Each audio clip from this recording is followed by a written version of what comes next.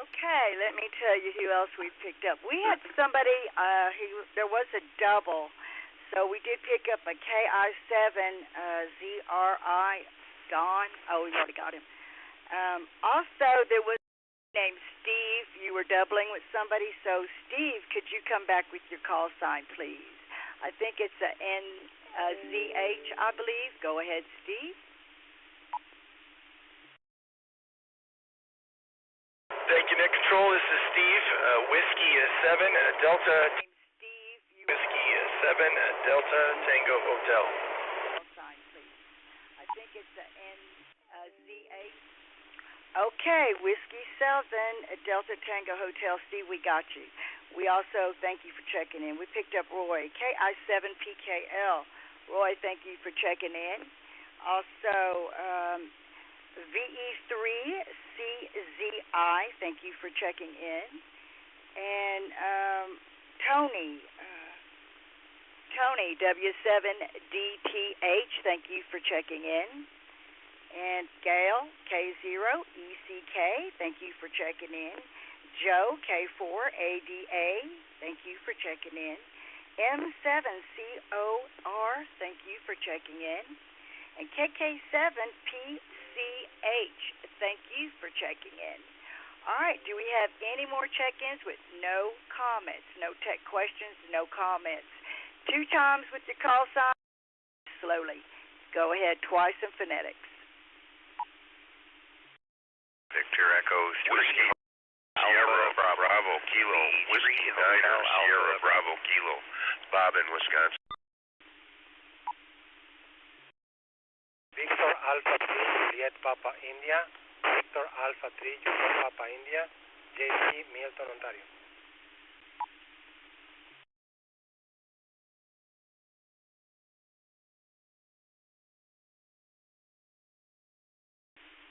November 5 America Quebec Mike. November 5 America Quebec Mike.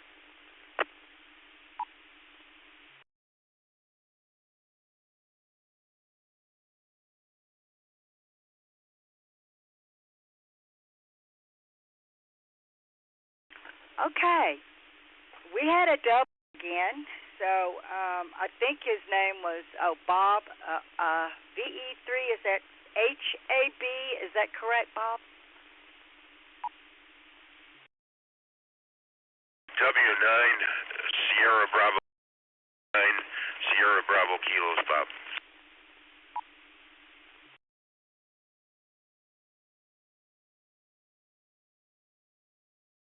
Okay, W9SBW, and we also picked up another station.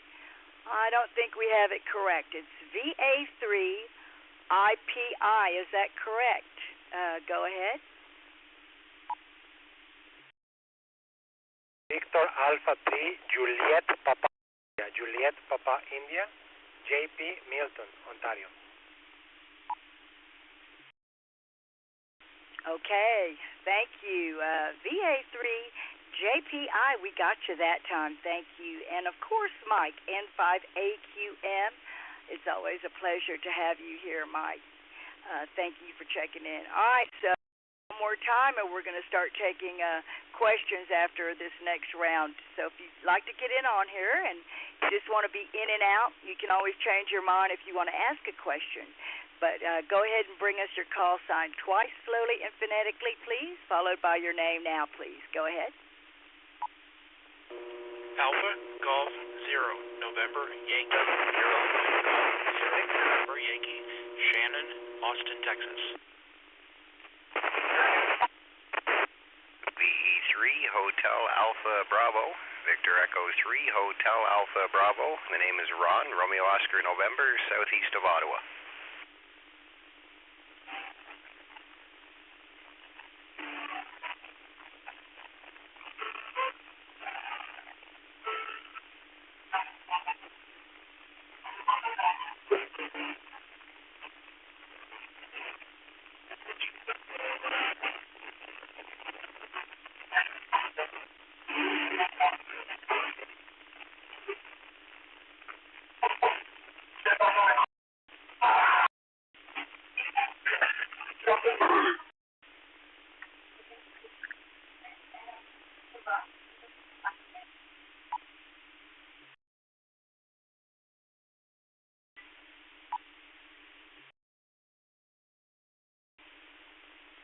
is Victor Yankee 1, Mike Golf Sierra, BY1M GS, Michael in White Horse, Yukon.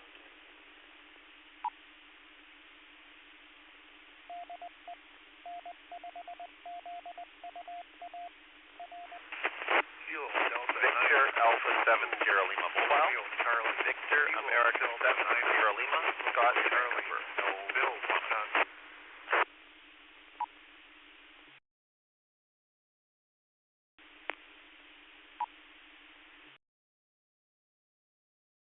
All right, let's hold up here. We had like a perfect double.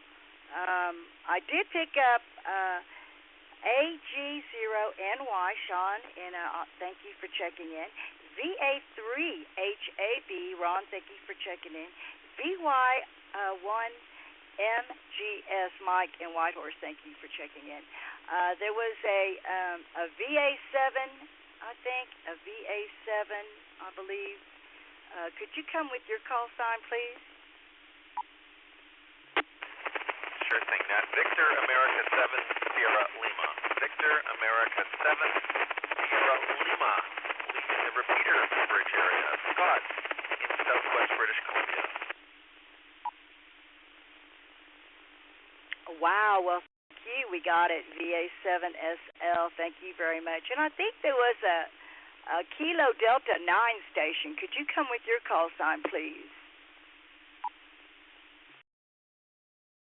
Kilo Delta 9 Zulu Romeo Charlie. Kilo Delta 9 Zulu Romeo Charlie. Bill, Wisconsin.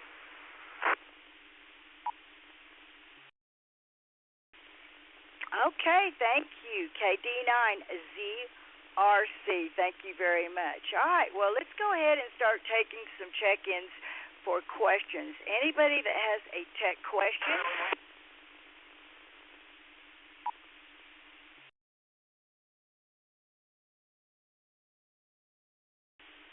All right, KI5SSR, the host here for the Absolute Tech. We are now looking for anyone that has a tech question. If you would like to share something that you've had, either a project that you've been working on, or even your failures, something that you didn't get done and you don't know why it didn't work out, go ahead and come with your call sign 2 times, slowly and phonetically, followed by saying your name. Now, please go ahead.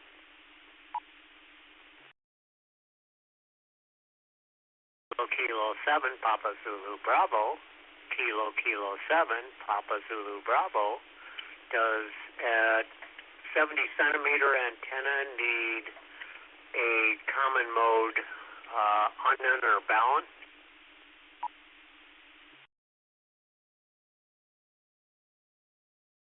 Well, KK7PZB, is there anybody out there that has an answer? For him, or knows anything about this antenna he's speaking of? Go ahead.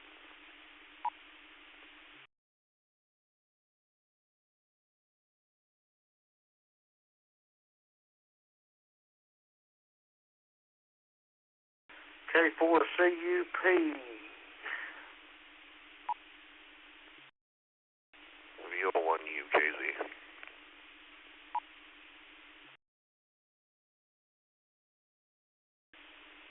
All right, we picked up 2 stations, K4CUP, hello to you, Virgil, and VO1UKZ, Daryl, good afternoon, good evening to you as well, Daryl.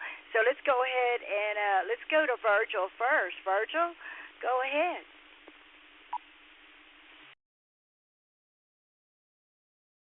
Well, I'm not that very tech on 70 centimeter antenna. But I wouldn't think so, but I'll hand it over to the one that might know, Darryl there and everything. But I do have a question here in a little bit there, Jeanette. Over to you, Darryl, VO1UKZ from K4CUP with an answer.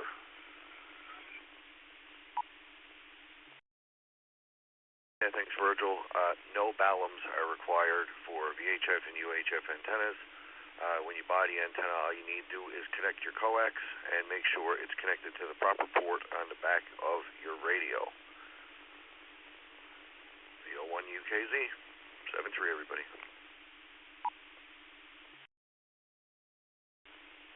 Well, thank you. VO1 UKZ, that was excellent. So KK7 PZB, does that answer your question?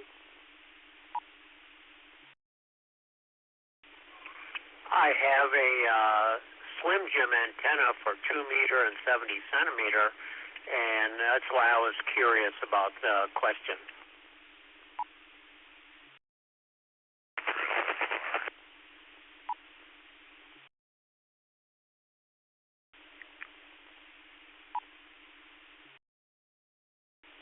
All right. Well, I think somebody keyed up there. I'm not sure who that was, but yeah, I have a 2-meter radio also, and so I think you're fine.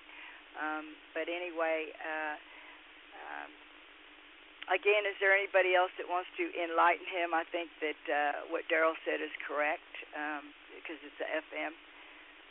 But go ahead. Anybody else?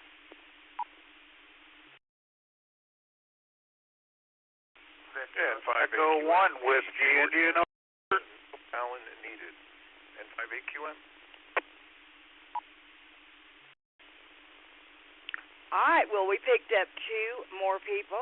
VE1WIN, hello to you, Peter. Let's go to somebody I know for sure knows quite a bit about radios, N5AQM, Mike. Go ahead. Could you just reiterate what Daryl said? He's correct. You don't need any coax, even to your Slim Jim antenna. I think is something like you hang from a wall. It's kind of like a Ed Fong antenna, if I'm not mistaken. Yeah, nothing needed. Just hook it up and start transmitting. It should be just fine. No problem. Usually you need these common mode chokes and stuff like that on HF antennas. Actually, the common mode choke is more found in power supply noise rejection stuff. So you don't need anything. To Jeanette from N5AQM. All right, well, thank you, N5AQM, KI5SSR. Yeah, we don't have anything else connected to it, no balance or nothing here, and it works great. So you'll be happy with that. So I'll throw it back at you one more time, KK7PZB. Over to you. You can sign out with your call sign. Thank you. Thank you. What I was looking for in information, KK7PZB. Thank you. Hey, thank you, KK7PZB, for joining us at the Absolute Tech, and we're always happy to help. With that, let's go see what question today does Virgil have? K4CUP. Go ahead.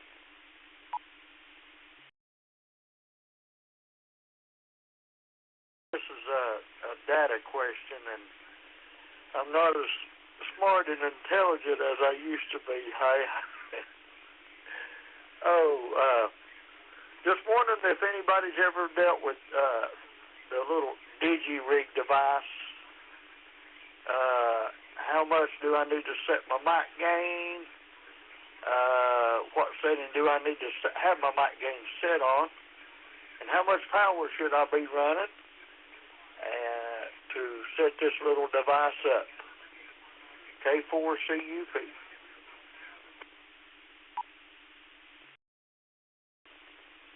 All right, thank you, K4CUP. Do we have anybody here that has any information for Virgil? Come on with your call sign. King Sugar 7, Radio Oscar Hotel.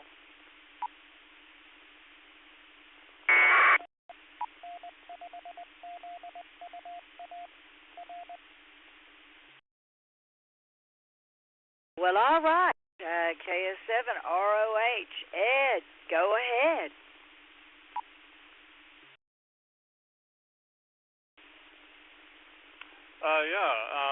Hopefully, if you don't mind, I go kind of direct here with Virgil, because this is going to require a little bit of back and forth. Virgil, what rig are you operating, first of all? What is your actual HF rig that you're going to be working with this digi rig thing with? Because that's going to depend. That's going to change some variables. So can you tell us that there, Virgil? Back to you.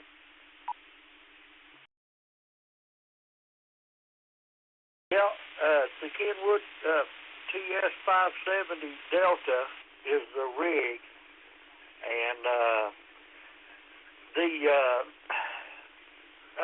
from what I've not ordered it yet. I'm ordering it tomorrow, and there is it has the RS-232,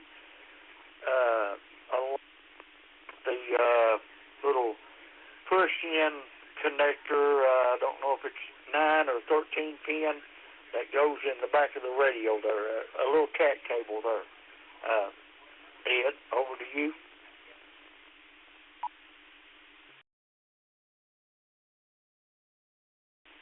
Okay. So first of all, I think that's a 100-watt rig, if I'm not mistaken. I'll have to double check on that. It does look like it has a number of accessory ports on the back.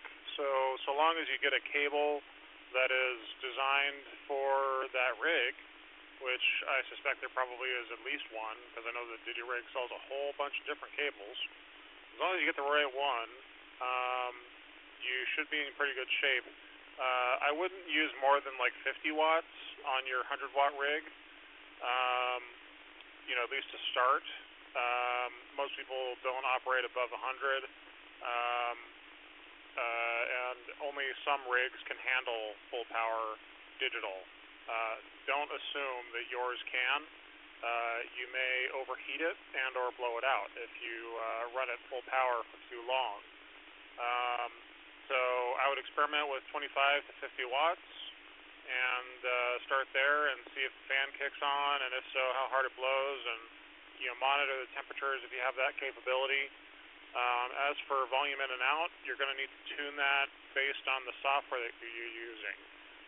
We could probably talk a little bit more about this offline to get into the weeds about it, but for the instance of the example of WSJTX, there is a little meter that shows, I think you're the bottom right, and so long as it is green, you are in pretty good shape. I like to try and hit about the halfway point in the meter. As long as you're not hitting red, you're probably doing okay. But as to exactly how you set the input and output attenuation on your rig is going to be specific to your rig, and you might have to refer to the manual on that one. According to the back channel, we might have another comment. I'm going to hand it back over to Jeanette for handling the traffic. KF5SSR, this is KS7ROH. Back to that. L123.0. Well, thank you, KS7ROH. Yes, we do have another comment. It's N4UPC also has a comment for you. Go ahead, Scott.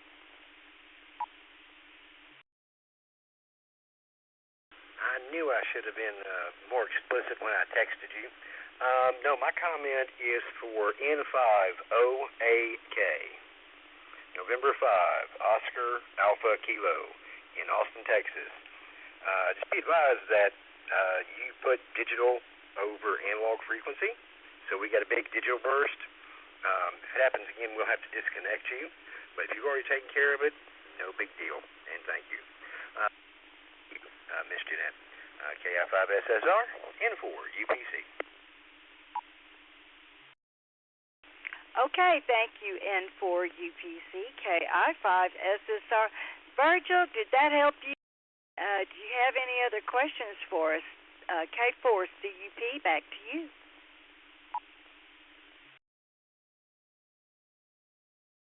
KI5SSR K4CUP, well, with your assistance and Ed's help, looks like I'm going to be able to go in the right direction there and everything. So I used to use a rig blaster for JT65 and JT9 mode and stuff. Of course, that kind of fizzled out and things of that sort. And but I still have that device, and I use it on RIDI and PSK and stuff like that. But I'm looking to start maybe going portable and all that good stuff. That's the reason, I was wanting some ideas on where to start at. So that's got me started. So thank you much. KI5SSR K4CUP. Thank you. Well, you're welcome. K4CUP, that's what we're here for, and I love it when everybody out here is sharing information. That's what this net's about. So thank everybody out here for giving a hand. And also, we'll be clear with K4CUP. This is KI5SSR, the host for the Absolute Text. So let's go to VE1WIN. Peter, do you have a question for us today? Go ahead.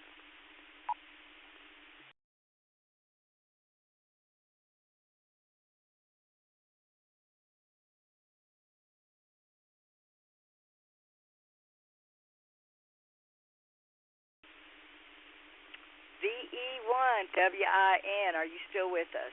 One more time.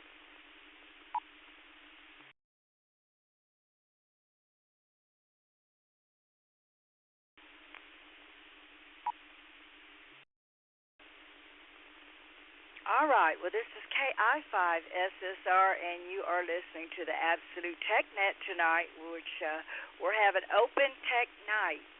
So we're going to go ahead and start taking more check-ins with or without questions. Just let us know if you have a question. So go ahead, come with your call sign twice, slowly and phonetically, followed by saying your name. Now, please, go ahead.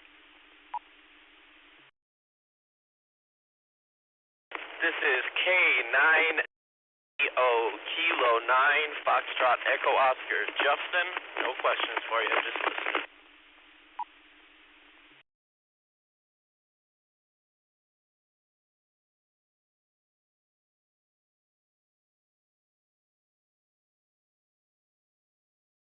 This is Kilo Charlie Kilo 9 India 5 Uniform Alpha X. Chris Milwaukee with KI. My name is Chuck.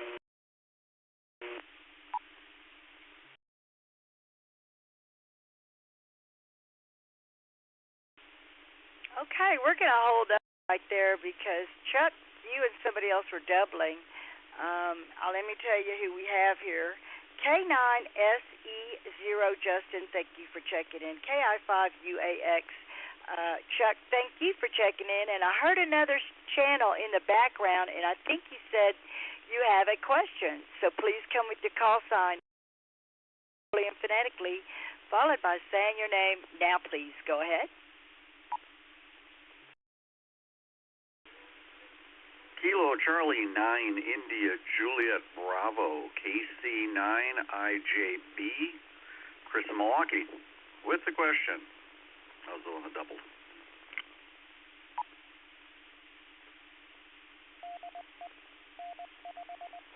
Kilo India 5 Sierra X-Ray Echo late check-in, no question.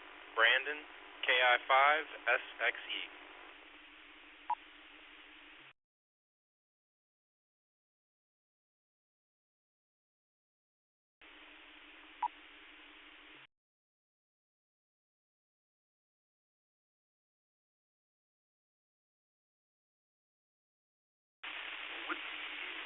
November Echo Uniform W9NU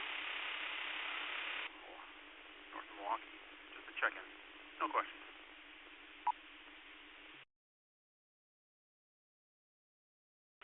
KC9ZKI Kilo Delta 9 Zulu Kilo India with a question.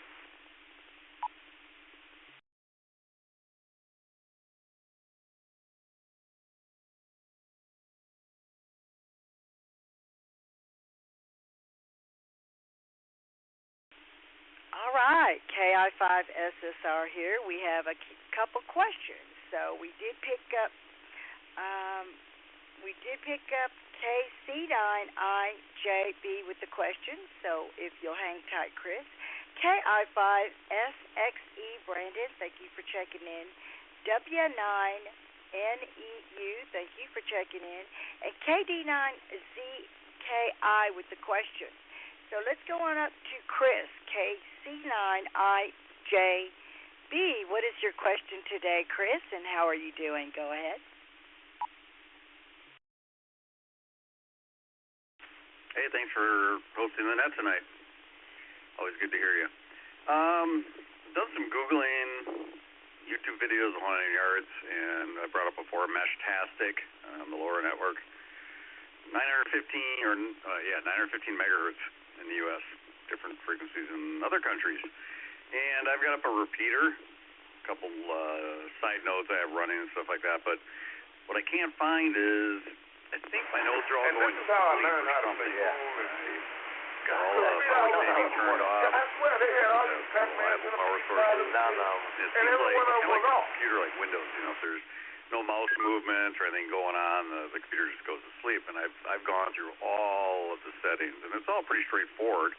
And it's just, my network's running great for like a day, and then all of a sudden it's, all my timer counts, connected to so-and-so is now, 3 hours. And I don't get any more hits on it and stuff like that. I also have one of them connected to the MQTT, which is the internet connection, like a repeater, kind of like what we're doing now. So just curious if everybody has any thoughts on that or ideas. I'm at a loss. I always try to self-help, but I'm kind of stuck. So this is KC9IJB, back to net control. Thanks again. Okay, KC9IJB. You had a little interference in there. It made it a little difficult to understand the full question, but did anybody out there understand and maybe have a comment here for Chris? Go ahead.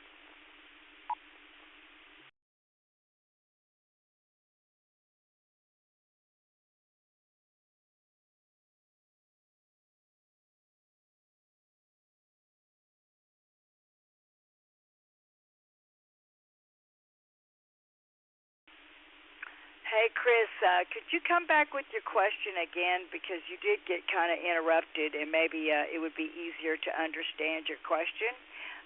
Go ahead and repeat yourself.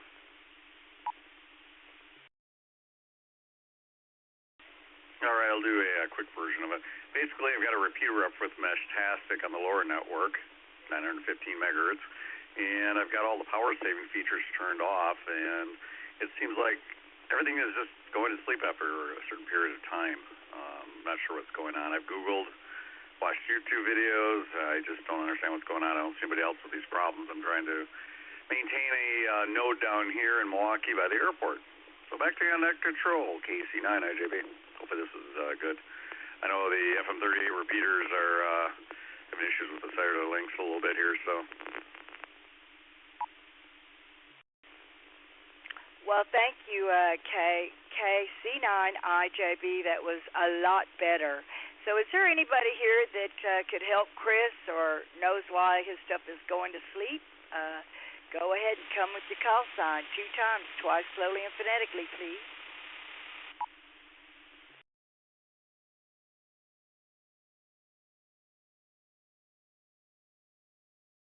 November 4, Uniform Papa Charlie. November 4, Papa Charlie. All right, in 4, UPC, our expert here, Scott. Scott, if you would like to just talk back and forth, that would be fine. Go ahead.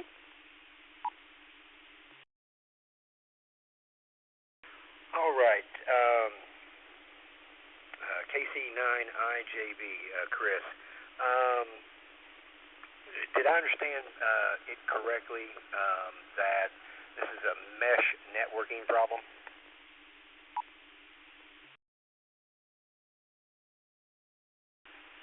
It's called Mesh-tastic. It's a kind of like a text messaging system that's off-grid, and it's in a mesh type format. There's no internet usually involved with it. I do have an internet node, so other units can like chime in on stuff like that. But what I've been finding is it's basically like a power saving feature. It's just they go to sleep and the power's good. They've got battery backup. I've got all the power saving turned off.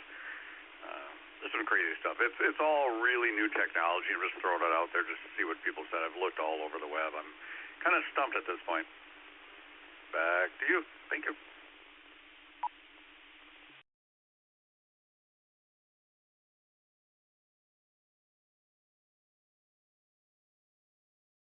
All right, sorry for the delay. My note had to remind me who it belonged to. What I'm saying about mesh networking, this is a node-to-node mesh system.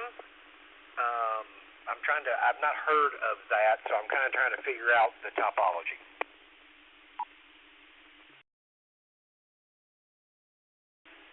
Yeah, if you Google Meshtastic, it's called, I think it's meshtastic.org.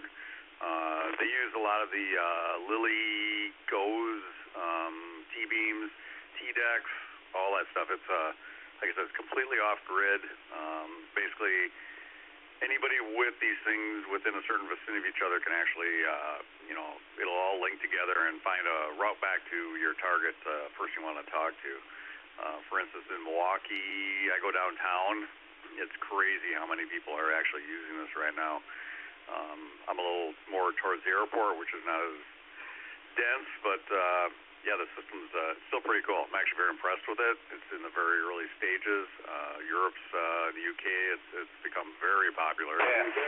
So. Man, it fucks up. Hey, fucking let it go. This fucking a 3-year-old looks like a bitch.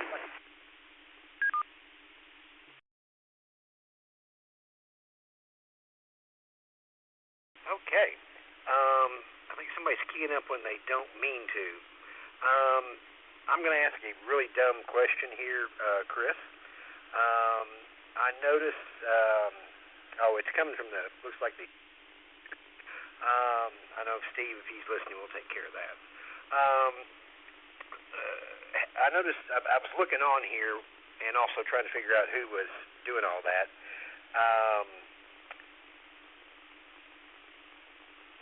I noticed they have, various ways to connect with them. They haven't updated that one, but Twitter, now called X, etc.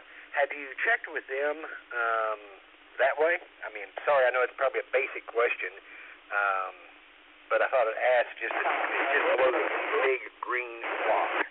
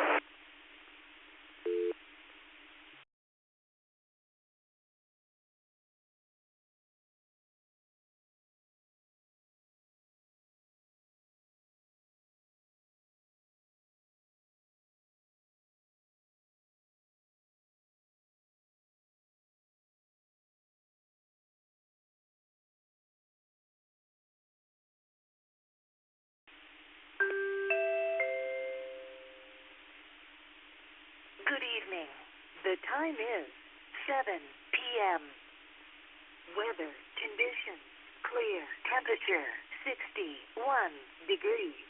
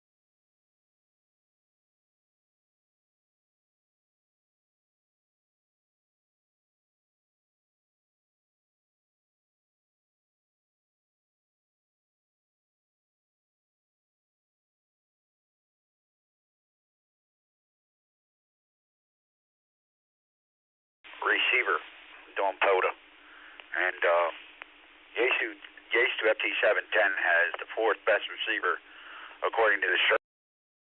I run a DX10 myself, but in fact I'm going to use that here coming up anyway in Tennessee for POTA. But the 710 would be best in my eyes because also it's got a tuner in it. The 891 does not have a tuner. The receiver in the 991A isn't as good as the 710. The 891 is pretty close, but 710 has a better receiver, a better filtration, better IF shifts, notch, and of course contour. That does help noise cancellation too. So that's my opinion. KN3, get back to net control. And net control, you can check me in.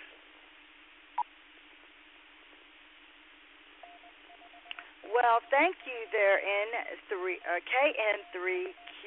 We have checked you in. Thank you very much for that. And let's go back to Brian. Brian, are you still with us? KD9ZIW. Go ahead.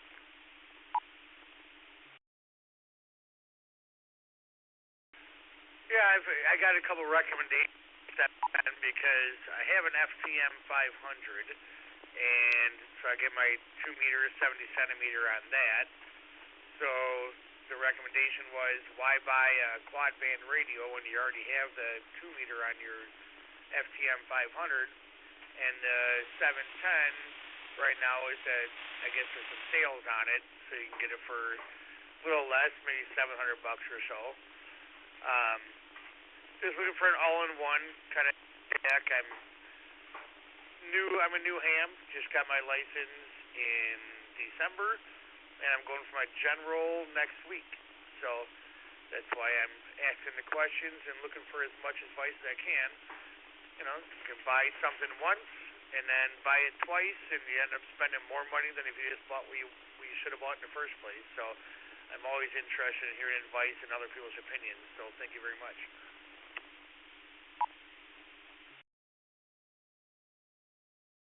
Alpha Echo 7 Mike Romeo, comment.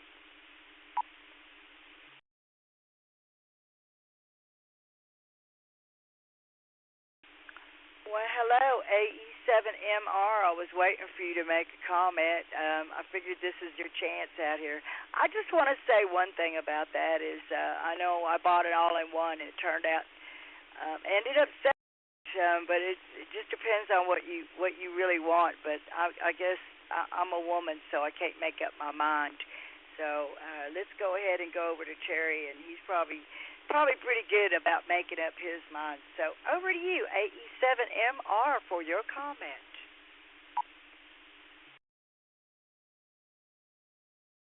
Alpha Echo 7 Mike Romeo. Well, you have the KX3, you have the FT818, you have several in ICOM that would do the trip to the KX3. Can be made all band, all mode, I do believe.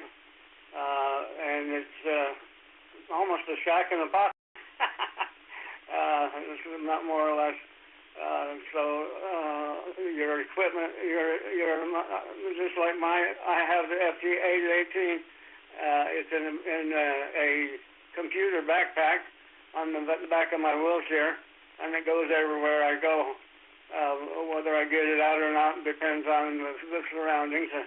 We've got a lot of homeless in some of the places here that I would like to do the POTUS and different activations. So unfortunately, it stays in the backpack when I'm out and about. But there's a few others as well. And I'm an all band, all mode kind of guy anyway, because of the simple reason that then I don't have to have two different radios in my box, or in my Go box. Alpha Echo 7 Mike Romeo.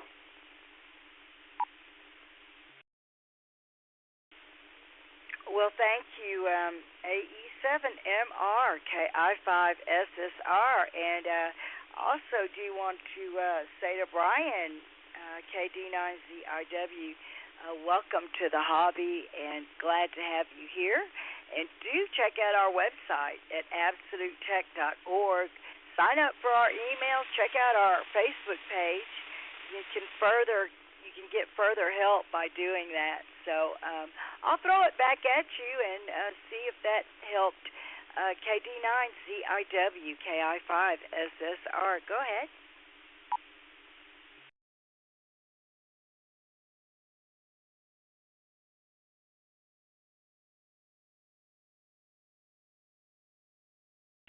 Yeah, thank you. I'm really, really enjoying it, and thank you for all the advice and input from everybody. Unfortunately, my dogs are going crazy, and they're insisting on being fed. So I'm going to say 73 to everybody. Thank you, and have a great night.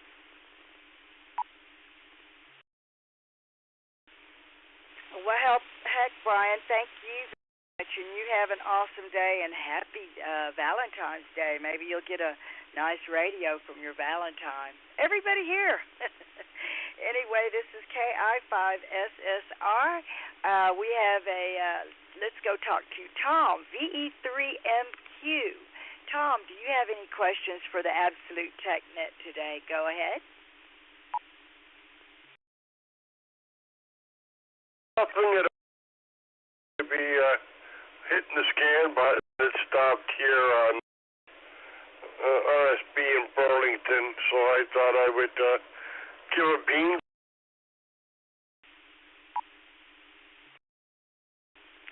Well, VE3MQ, Tom, thank you for getting on. Appreciate that as well. So everybody here makes this net really important. It makes it work. So thank you. With that, this is KI5SSR. This is Open Tech Night. At this time, I'll just go ahead and start taking check-ins with or without questions. Please let me know if you have a question, or say no comment or tech questions. So come with your call sign twice slowly and in phonetics, followed by saying your name now, please. Go ahead. Farm Victor Echo 7 Alpha Papa Foxtrot. Victor Echo 7 Alpha Papa Foxtrot.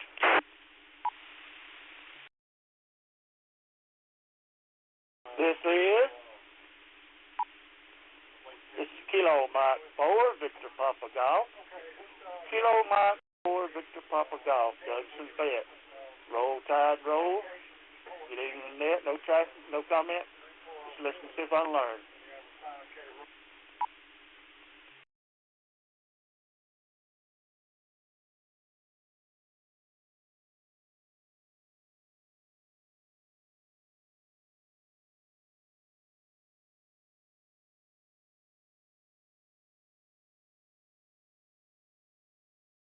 Papa, again, that's November 4, Juliet Alpha Papa. John, in Georgia, no questions tonight. Just listening to the net. Good. Alpha 9, Whiskey Delta X-Ray, Bernie, Metro, Wisconsin. Kilo Alpha 9, Whiskey Delta X-Ray.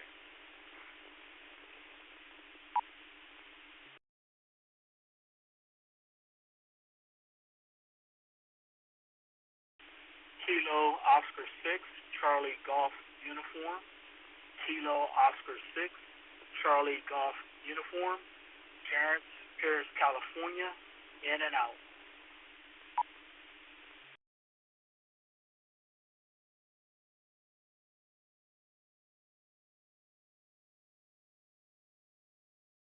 Hello from Intercourse, Pennsylvania, KD3 BMSN out.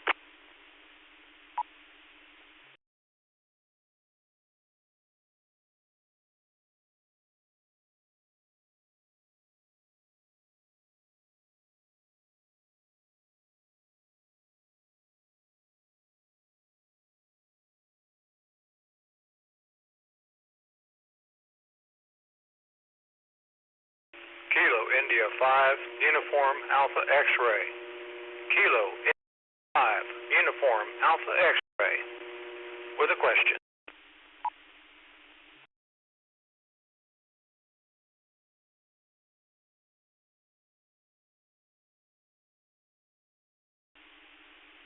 November Echo 2 Whiskey.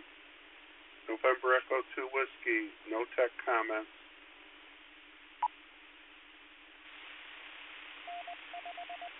Repeater.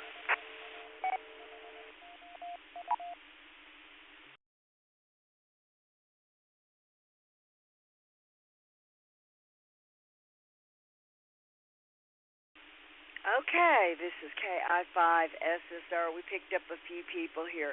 VE7APF, I believe. KM4VPG, Douglas, thank you for checking in. N5ZUA, Steve, thank you for checking in. N4JAP, John, thank you for checking in. KO6CGU, thank you for your in and out. KJ5FFZ, thank you for your in and out. KI5UAX, thank you for, you have a question. Thank you. And NE2A, I think a W. NE2W, Ed, thank you for checking in. So let's go to our question. KI5UAX. What is your question for the Absolute Tech? And thank you for being here. Go ahead.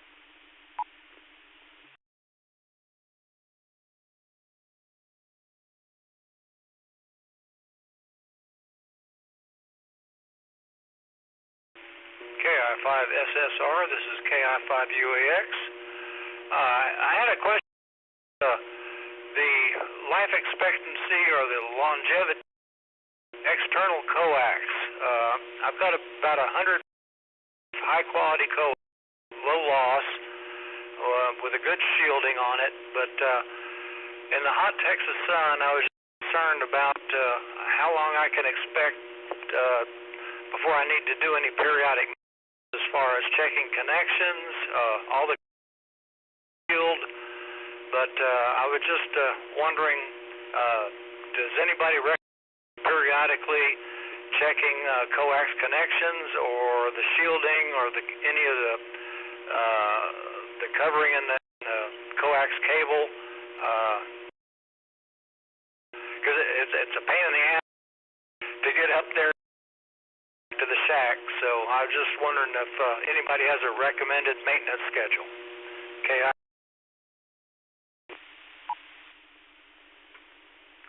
Thank you, KI5UAX. I don't see you on I didn't get your first name, but you could tell me.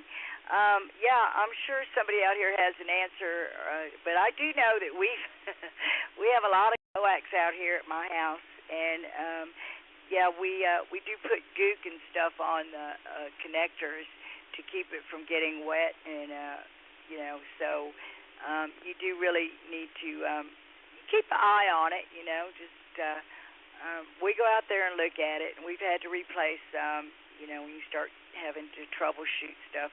But anyway, let me throw it out. I'm sure there's some real experts out here, so anybody out here want to help him, go ahead and throw out your call sign. This is KI5SSR. Go ahead now, please. N4 UPC.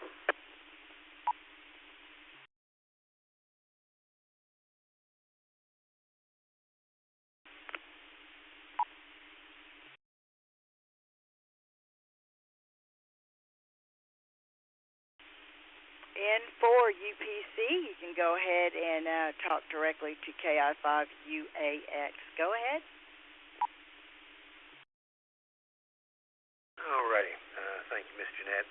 KI5UAX, something I learned years ago from an Elmer, the man, I think he had every radio ever built. I was having some kind of weird problem. He brought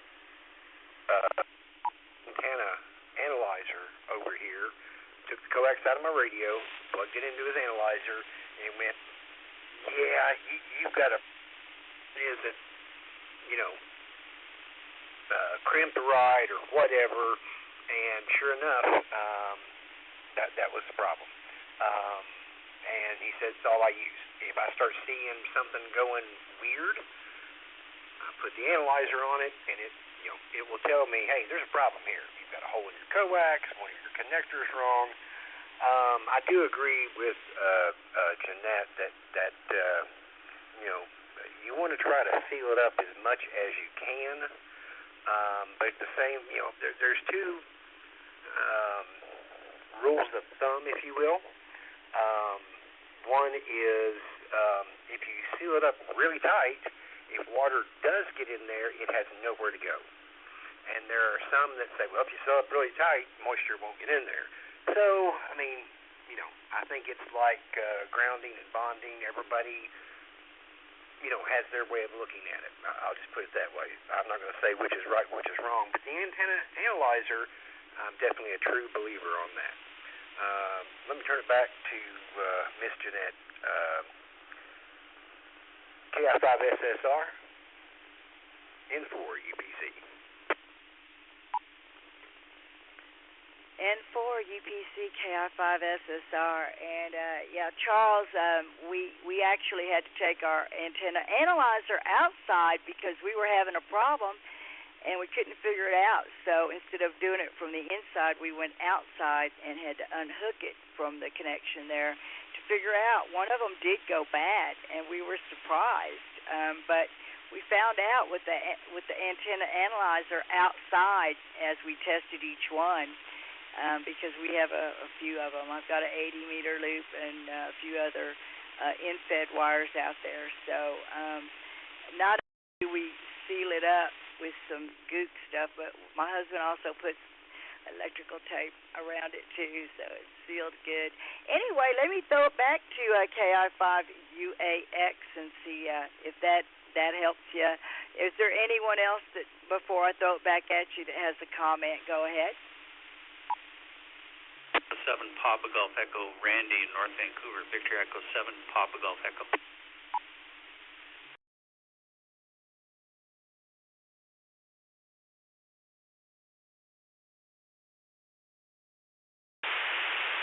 All right, the Victor Echo 7, I know it's Papa Golf. Oh, Papa Golf Echo. Go ahead. Good evening, early evening, or afternoon, B7PG here. You guys talking about coax connection outside. I started doing is using dielectric grease and squirting that inside the connectors and filling the voids up with that. So there's very little air or exposure, and that's not allowing moisture in there. I've been doing that for a few years now. It seems to work pretty good, and the connectors, they come apart nice and after a while if you need to. Or anyways, very little, if any, corrosion. And the other thing, I just finished trying out a Prime microphone. It's I bought it for a Kenwood handheld. Well, I just tried it on I think 3 different Chinese radios, and it seemed to work on all of them. Go ahead, E7 Papa Golf Echo.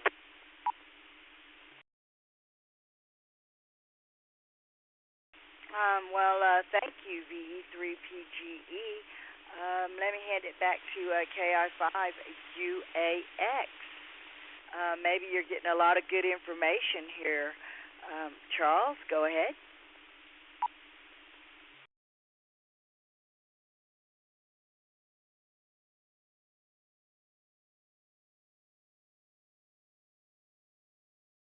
KI5SSR, this is KI5. That was really appreciate. A lot of I have been following. I was really concerned degradation, the outer shielding of the coax itself in the hot sun. But as far as connections, I think I got that covered, literally, with silicone wrap and dielectric. But I really appreciate the comments, and I'll continue to check my connections. I also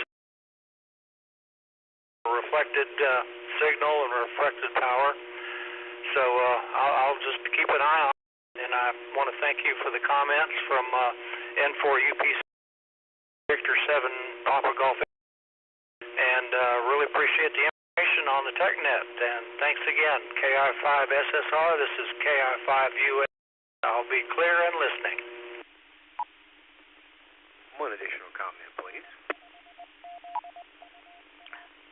Was that for you or for Virgil? I know Virgil has a comment, but go ahead, Scott. All right. This is not necessarily for Charles. Another little tidbit.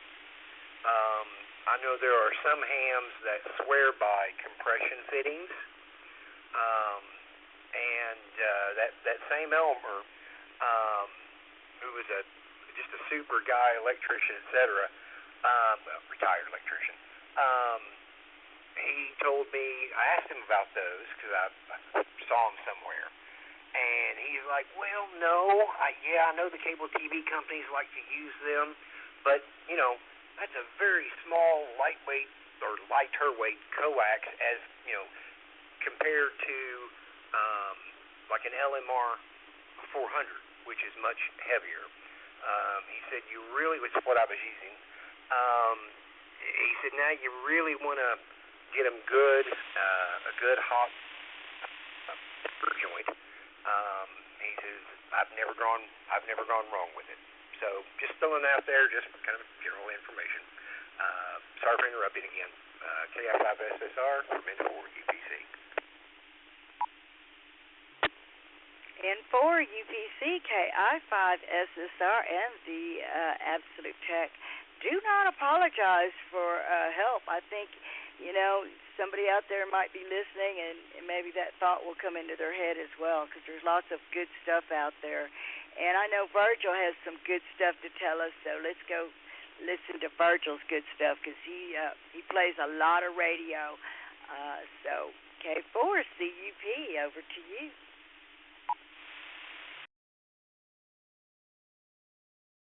This concerns this is what I do to protect my the exterior, the skin of the coax. I do it twice a year. I go to my local automotive store. I go in, I find me a can of the silicone WD-40. And I'll put some of that on a cloth, and, and I'll let I don't have to climb no towers or anything, so I've got my dipole antenna up in the tree, but in order to protect my feed line, I'll coat it with that silicone WD-40, and it seems, because it kind of gives that extra life, and plus the silicone protects like as a moisture, a shield barrier and things like that. So he may want to do that if it's easy access. Now, of course, like I said, I've got easy access to my feed line. All I have to do is just drop my center pole, my dipole down to where I can get the feed line, and then I've got it on a mount attached coming into the house out here. So I just, like I said, I just spray me some of that on a cloth and just pull it through. So that's what I do, Jeanette. KI5SSR. I hope that may help him also.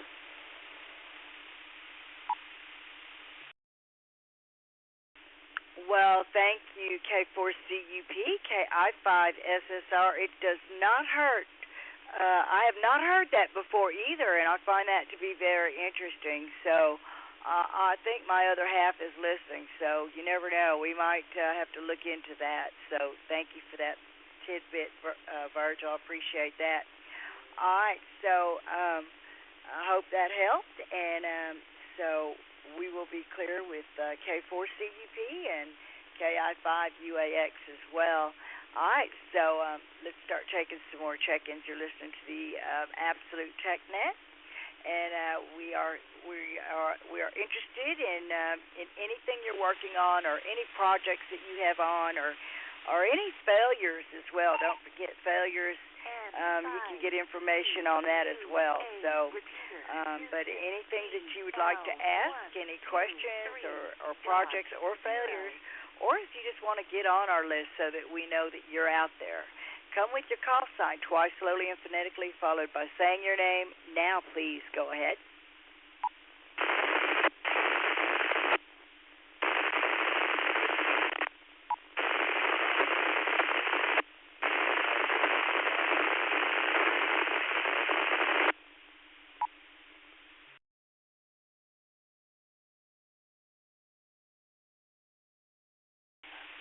KI5 WA0SYC.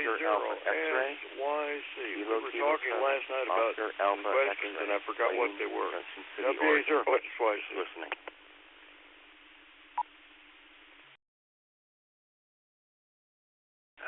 Yeah, one other thing.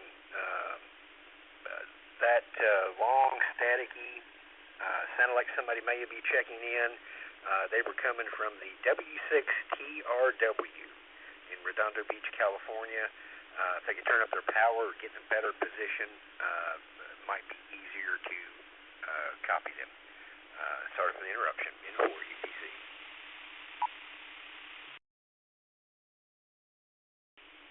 KI5SSR, yeah, I could hear them, but barely, so we can't make you out.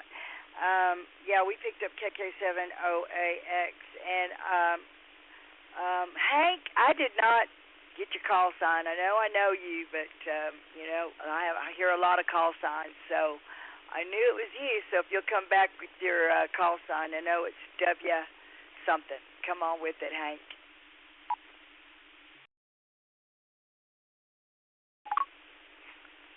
My goodness. How soon they forget. WA0 Sugar Yankee Charlie. WA0 SYC. You and I talked last night about some stuff, and I forgot what we talked about. You told me to bring it to the net. So anyway, I don't have Alzheimer's. I have old timers.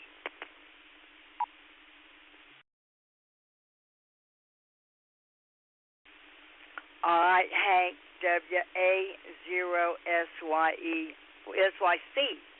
Well, I'm not look at me today, so yes, we talked. I picked up KK7OAX. Do you have a question? I think you were just in and out, but let me go ahead and ask if you had a question.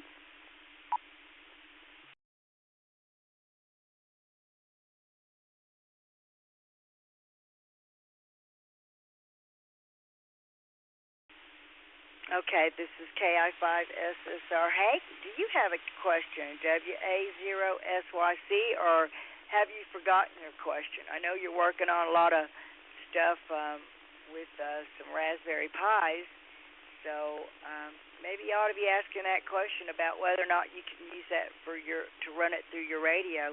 You always ask me that question, so I'm going to throw it out to you, Hank.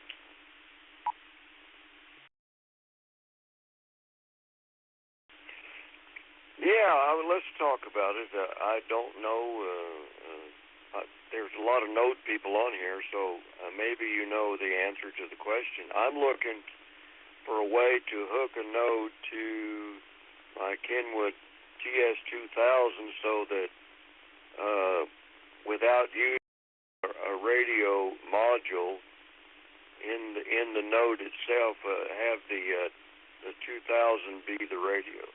WA0 Sugar Yankee Charlie.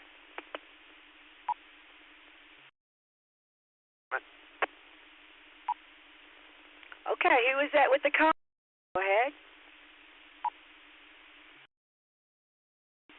Hank, if you talk to NE5 Lima, he has already done that with the 2000, so he can tell you exactly how to do it. And while I got it, you're not being fair to yourself about the radio, because it's not that you're a woman and you don't know sometimes until you get the radio and play with it whether it's going to work for you. Anyway, back to net control and to DYN.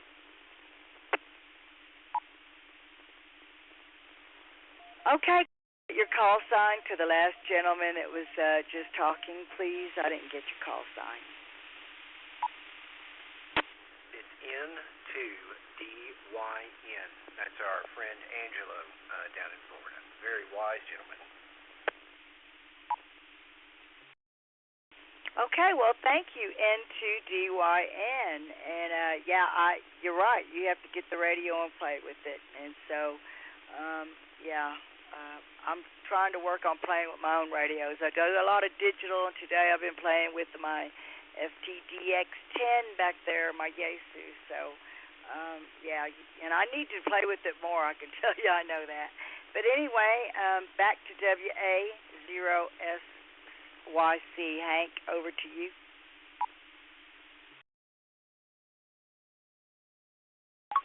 Yeah, Roger. Thank you, Angelo. I appreciate that, and it's good to hear you, man. we're in touch, but and I'll talk to him more about it. But I just wonder if anybody else had any ideas along that line. WA0SYC.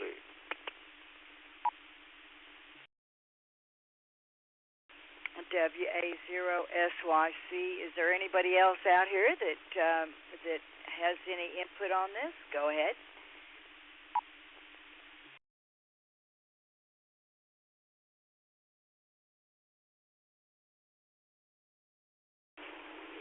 KN6SLZ comment.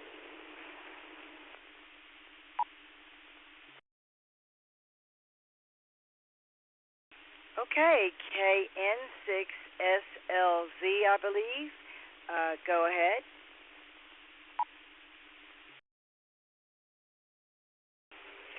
KN6SLZ. There's two different Raspberry Pi things that I use. One is the Build-A-Pi by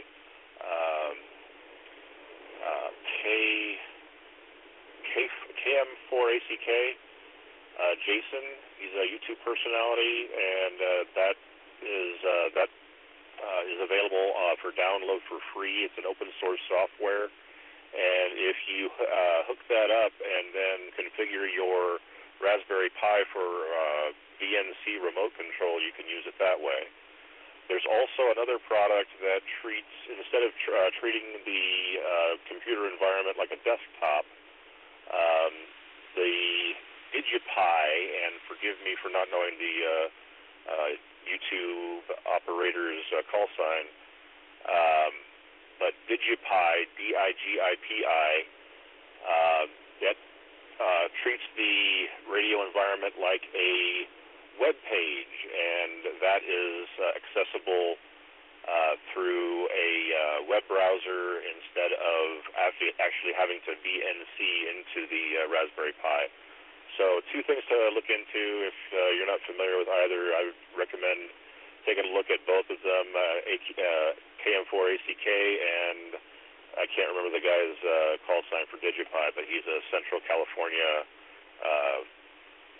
ham operator who only asks for like $5 on his Patreon. So those are my suggestions. KN6SLZ, back to net control.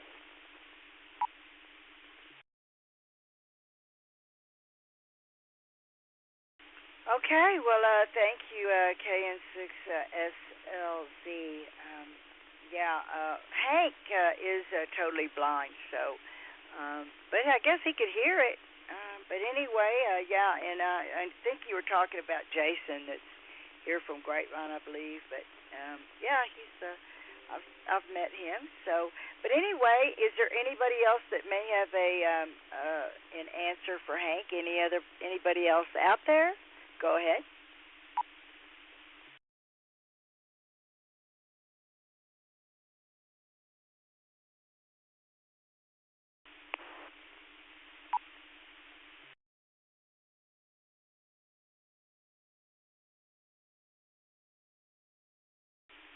Okay.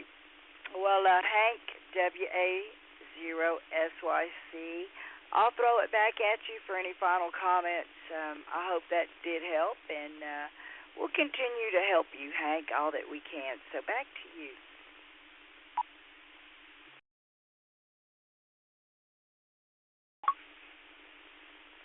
You see, Miss Jeanette, I wasn't all by myself in that situation. Johnny's already done it, and people know about it. So WA0SYC, clear with you for now, and we'll see you later.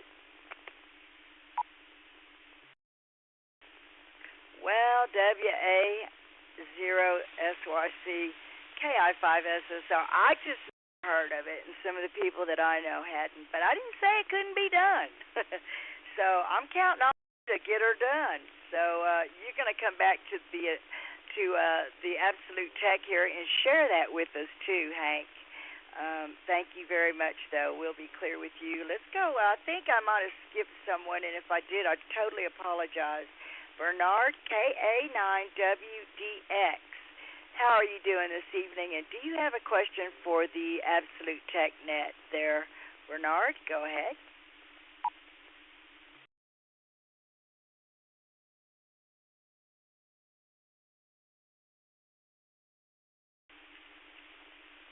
Okay, Jeanette, KI5SSR, KA9WDX.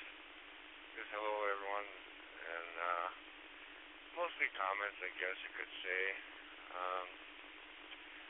I'm not too worried about it. I have, for DMR, I've got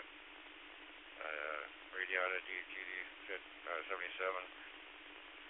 for the HT, but the mobile TYT MND 9600, when I tried to get that to work with my hotspot, my double spot, it wouldn't work. And, well, I couldn't get the hotspot to respond. Then I tried running the MMDVM CAL. I said to put about a RX and TX offset to 350. Still didn't work. So then I did the BER, and that came back the lowest BER. If I have the RX and TX offset set to 950, what? That was okay for the 9600. It also worked okay on D-Star on the ID51 HT and also on the ID4100 mobile. It works okay on D-Star, but it won't work on like say YSF or C4FM or whatever. It's too big of a number. They prefer to have it zero. And everything else works with a zero offset, but not with the MD9600. It has to have the offset set to 950. But I got used to that. So another thing though that I wish I could correct besides the offset would be the fact that I can only get it to transmit and receive on. I can't get it to work on repeater frequency pair. Transmit receive won't work on repeaters, only in simplex. So I was trying to figure that one out. Well, that's about it. 7-3 and back to that KI5SSR KA9WDX Bernie in Medford, Wisconsin. Well, thank you, KA9DWX. Is there anybody out here that might have some information for this gentleman or want to have a little bit of input in this? Go ahead and come with your call sign. This is KI5SSR listening for a call sign.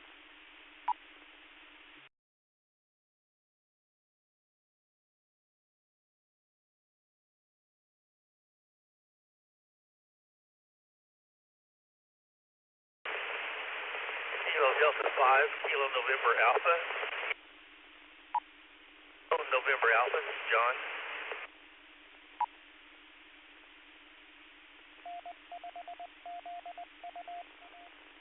All right, well, KD5KNA. John, go ahead.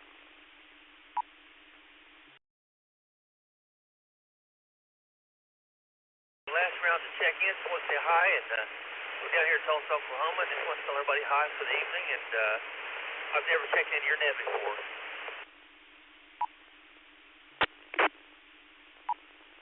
Well, hey, thank you, KD5KNA.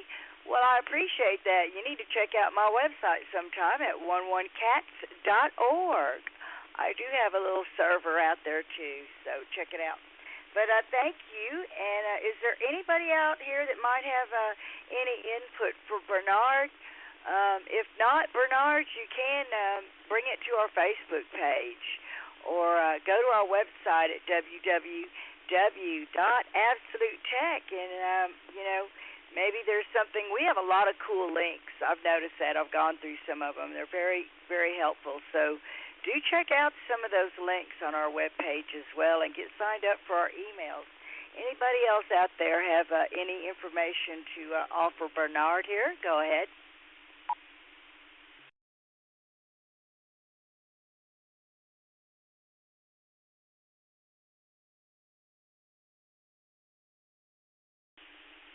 Okay, thanks, Jeanette. There's no problem. I'm used to it. I can use it on simplex as long as I'm here at home and using it as my hotspot. And so I'm not too worried about it. But if anybody else had trouble getting their MD9600 to work with their hotspot, they might try that. I don't know. I seem to be the only one that has that trouble getting it to work with the hotspot. Like I said, I had to put the TX offset and the RX offset to 950, which is okay with me. and maybe I'll just use the hotspot for that. Use something else for the D-Star, although the D-Star works with it also.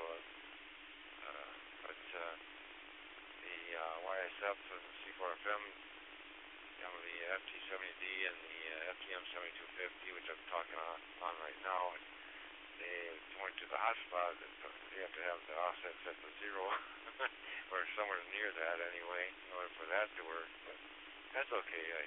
I've got wires X anyway, and I can always switch it on the hotspot if I just change the offset to 0 when I want to. If I want to use YSF, but I got wires X, so I can go in that way. So you usually don't have to use YSF. Yeah, so thanks a lot for that. Just thought I'd pass that along in case somebody else would have a problem getting their MD9600 by TYT to work with their hotspot. Maybe they could try running the PER and see if they have to increase their offset like I had to. 7-3 and back to net. KI5SSR, K9WDX. And you can call me Bernard, Bernard, or Bernie, whichever one you prefer. And some people call me Bernard, some call me Bernard, and then I'd say at least half of the people call me Bernie. So back to you, KI5SSR, K9WDX. Well, hey, WDX, Bernard there. Thank you for being so kind, and I apologize that I missed you there. But I had a hot spot. I got into that for a little bit with D-Star, and I just finally gave up because I went through some of that, and it's just too hard to program. And I did get it programmed, but it seemed like it just didn't want to connect, and I just got sick of it. So I finally just winded up that hotspot and put it up. I'm sorry. I'm just being honest out here. So anyway, thank you very much, and we'll see if anybody has a. Let's just go ahead, and we're almost time to go here. So let me reset. KI5SSR returning. So I do want to see if anybody else wants to get on the list, but also do want to remind people that we have a great website, and to check it out, get on our mailing list, and also don't forget to hit the donate button. That helps.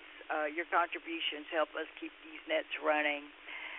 If you've already made a contribution, I would just like to say thank you, and we are looking for more check-ins. We have to shut her down here in a little bit. So if you'd like to go ahead and just get on the list, come with the call sign twice slowly and phonetically, followed by saying your name now, please. Go ahead.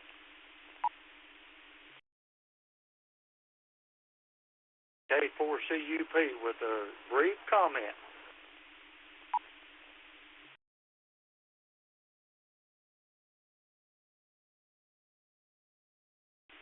K4CUP, go ahead with your comment.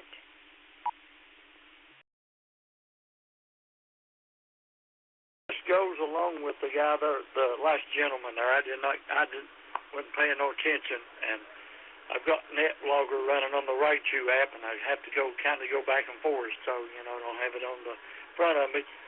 But anyway, an option for him may be get him a DV Mega Stick from Gigaparts and download the program Blue DV on Windows or whatever computer that he wants to put it on, and go that route. It's pretty simple, just plug and play. I mean, there is a few little, areas there on the menu that you got to fill in, but once you get that filled in and get the right driver downloaded, hey, you're digital. So just thought I'd throw that out there. K4CUP. Well, thank you, K4CUP, KI5SSR, and the Absolute TechNet. And, yes, thank you for sharing there, Virgil. You never know who might need that information. So with that, we have 10 minutes left. So would anybody like to get on our list? If you just want to get in and out there, no tech comments, go ahead. Let us know that you're here with us on the Absolute Tech. Go ahead and throw out your call sign twice phonetically, followed by saying your name. Now, please, go ahead. AN6 OUR, Kilo November 6, Oscar Uniform Romeo. This is Caesar from Hacienda Heights, California. In and out.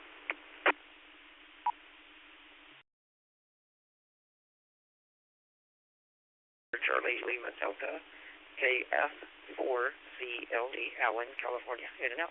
Good evening.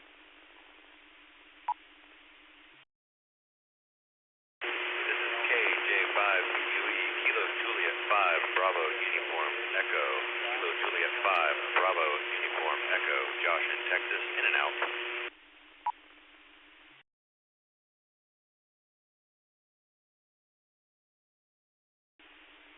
Kilo Foxtrot 0, Oscar X-ray uniform. Kilo Foxtrot 0, Oscar X-ray uniform. In and out. And check me in and out.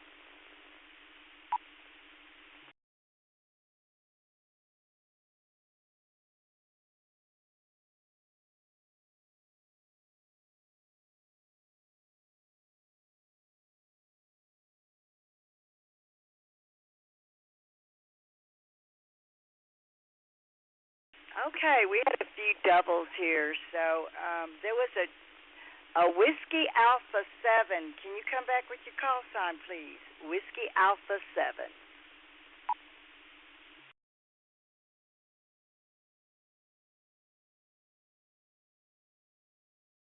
That could have been Kilo Delta 9 Whiskey Alpha November. Kilo Delta 9 Whiskey Alpha November. Tom out of Illinois.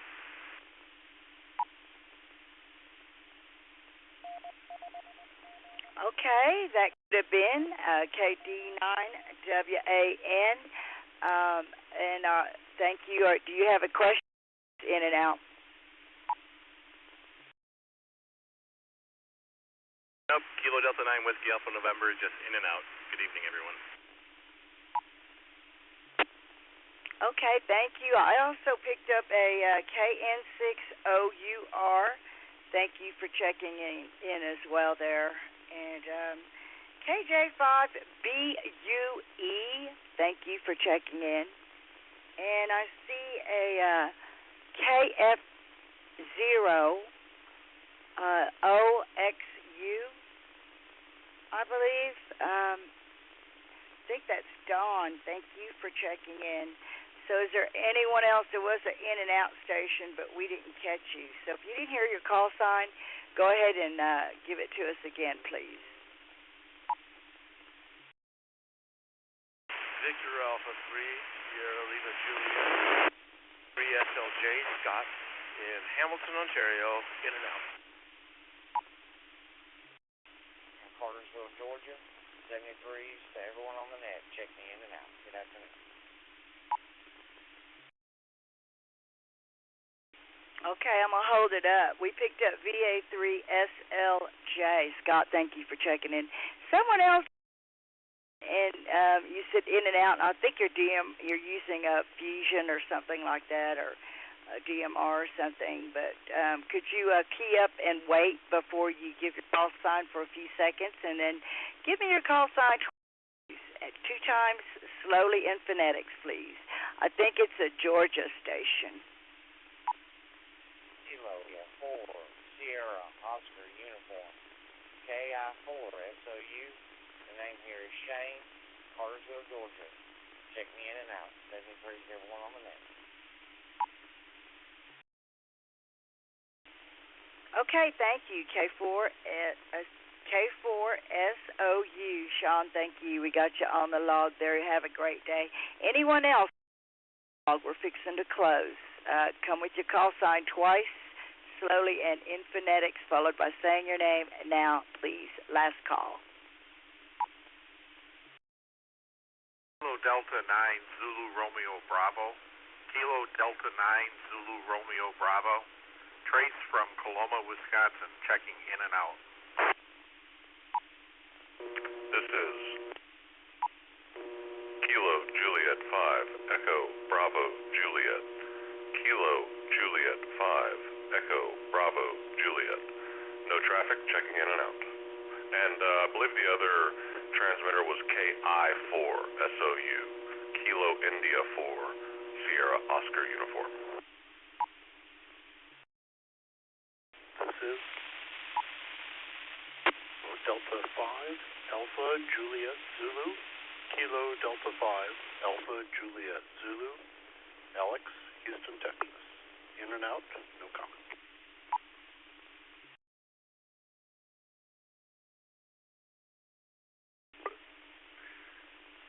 Victor Echo 3, Victor Yankee Tango. Victor Echo 3, Victor Yankee Tango. The handle's Edward, and I'm enjoying the program. No other comments, in and out. Have a good evening.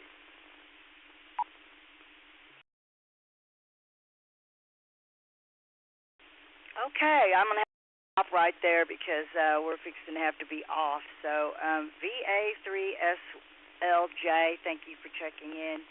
KI4SOU, thank you for checking in. KD9ZRB, Trace, thank you for checking in. KD5AJZ, thank you for checking in. VA3VYT, thank you for checking in. I want to wish everybody here a wonderful day, and thank you for checking in to the Absolute Tech. Also, a great Valentine's Day. Also, maybe you'll get a nice radio for Valentine's Day. Wouldn't that be sweet? Anyway, I want to thank everybody for participating and all that shared information here as well.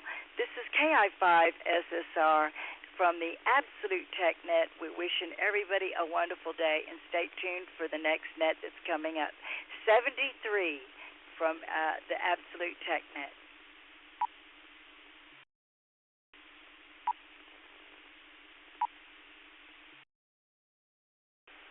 All right, next net up will be the Colorado Astronomy Net. We're going to ask that all nodes, all stations, please hold traffic so we don't make them late starting. Thank you much. In for UPC.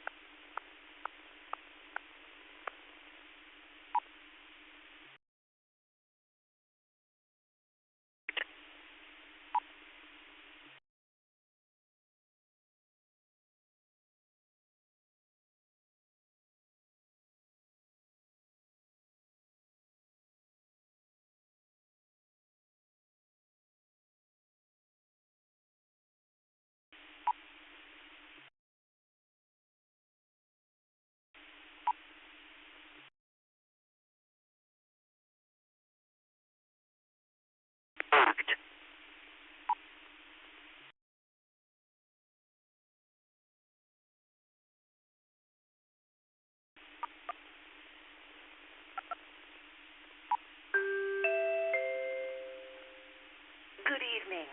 The time is 8 p.m. Weather conditions clear. Temperature 55 degrees.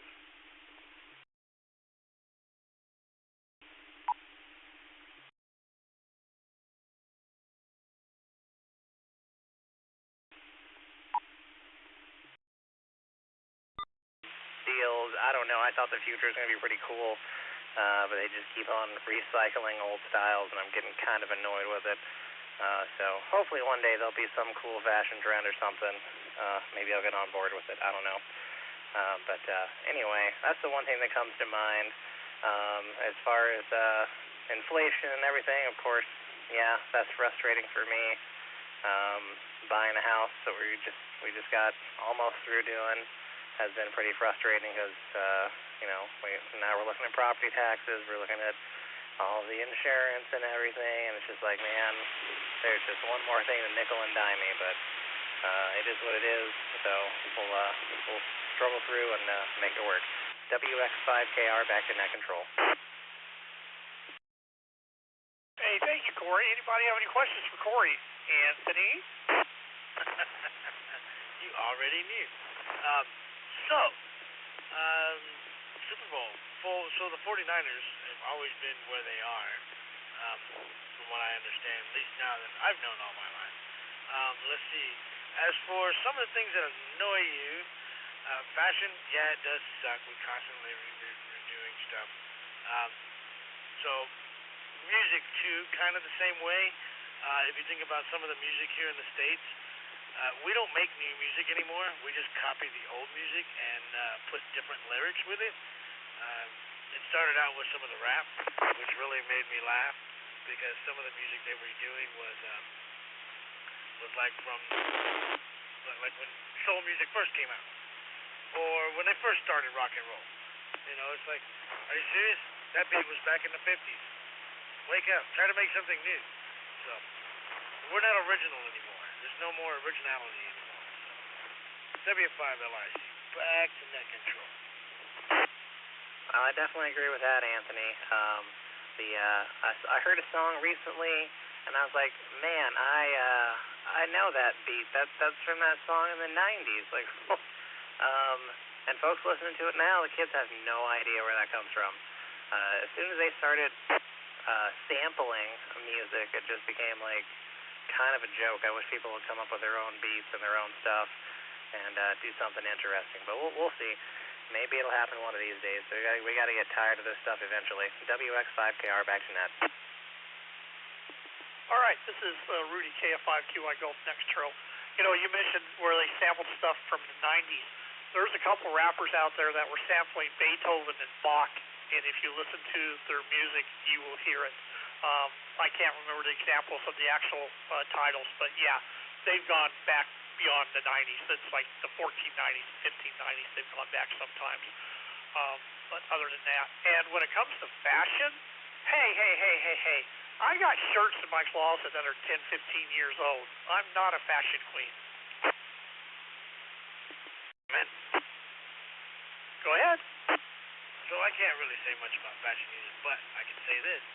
You're not the only one with old clothes. Some of my jeans still fit, and they're about 10, 15 years old. I don't know, if you go back further than 10, 15 years, I'm sure I can find another pair of jeans, but I don't think they're going to fit anymore. Got a little older recently, and a lot bigger apparently. So. All right, enough about me. W5LIC, back to you. Any other comments for Corey?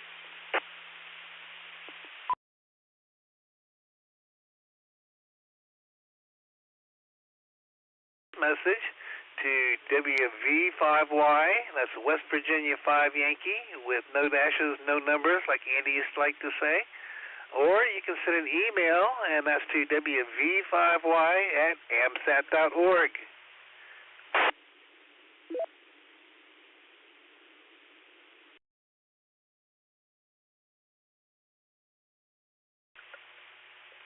Okay, sounds like things are going good there with the website. I think whatever issue they had there, there was an issue with the link there for the live audio, but sounds like that's working good now. So we're glad to hear that, Bruce. Appreciate the info. And yeah, it was good working, Bruce, on the ISS repeater on Sunday. And made a quick call, worked somebody, and then what do you know, out of the blue comes Bruce's voice off the ISS repeater, so that was a lot of fun.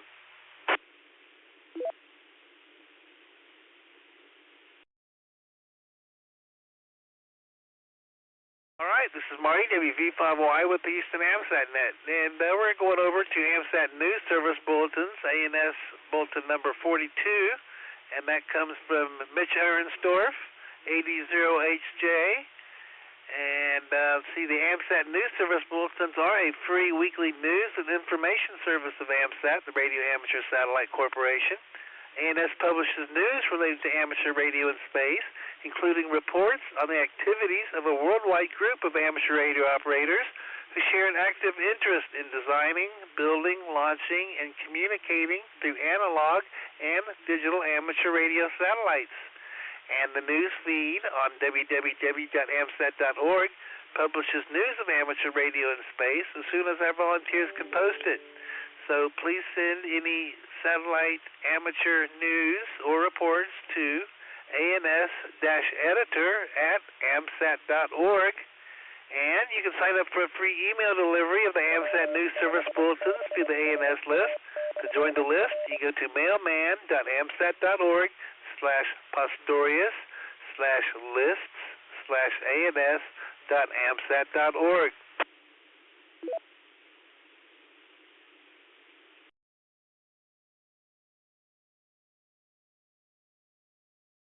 Hey, Frank Zippenfeld, PD-0AP, representing the European Space Agency, the ESA, provided key insights during a presentation on February the 4th at the FOSDEM, that's F-O-S-D-E-M, 2024 conference held in Brussels, Belgium.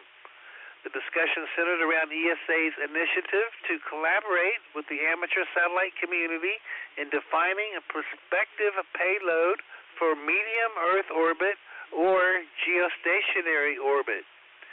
The ESA's involvement aims to build upon the success of the QO-100 payload in geostationary orbit on the other side of the world, unfortunately, fostering innovation and technological advancements.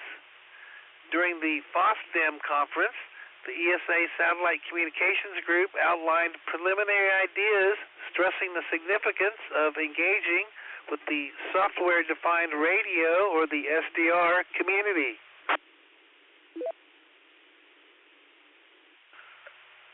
The primary objectives include consolidating requirements, exploring diverse payload options, addressing user segments, and thoroughly examining financing, procurement, and operational scenarios for a potential medium Earth orbit or geostationary amateur payload.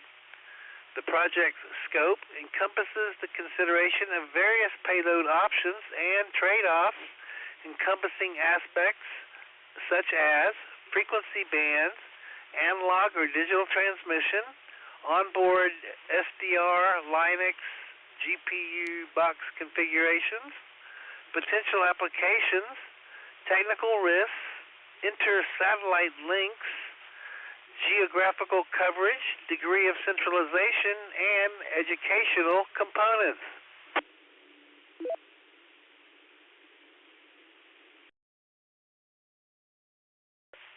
To ensure a comprehensive and well-informed approach, the ESA plans to actively involve the amateur community. This engagement seeks to gather valuable input on lessons learned from the QO-100 experience, amateur requirements and interests, as well as suggestions for payload options. This consultation process extends to reaching out to AMSAT and other relevant groups, alongside dialogues with satellite operators, primes, and various stakeholders. Looking ahead, the ESA has outlined a timeline for the project. In March 2024, the agency intends to solicit input from the amateur satellite community and other stakeholders, guided by valuable insights from the AMSAT community. By May of 2024, detailed payload options will be presented for discussion at the European Space Research and Technology Center, ESTEC, in the Netherlands, with the support of technical expertise. More information from this presentation, including the 10-page slide deck, can be found at https://fosdem.org, that's FOSDEM.org.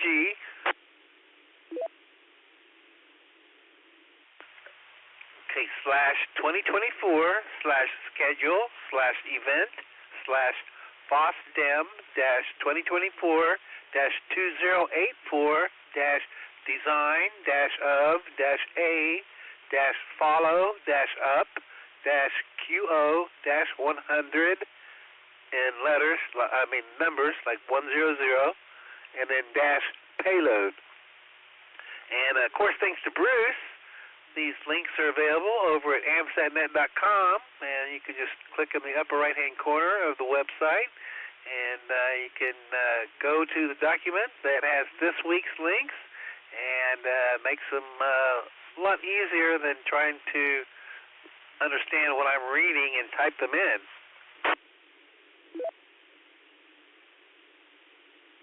Okay, the culmination of this extensive process is expected in September of 2024 at the World Satellite Business Week, where dedicated discussions with satellite operators will be organized. The ESA envisions proposing a selection of payload options at a subsequent FOSDEM conference in 2025, further demonstrating the collaborative commitment of ESA and the amateur satellite community to propel advancements in satellite communications and explore innovative possibilities for future amateur satellite payloads in both geostationary and medium Earth orbits.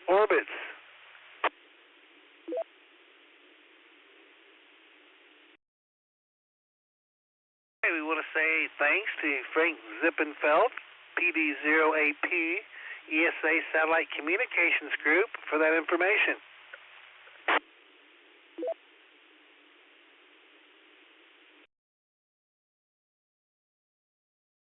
Okay, we've got some good news here after some things we heard over the last week or two about Green Cube IO-117 ceasing to operate and going into its passivation status, but Green Cube IO-117 continues operations beyond its expected February the 5th passivation.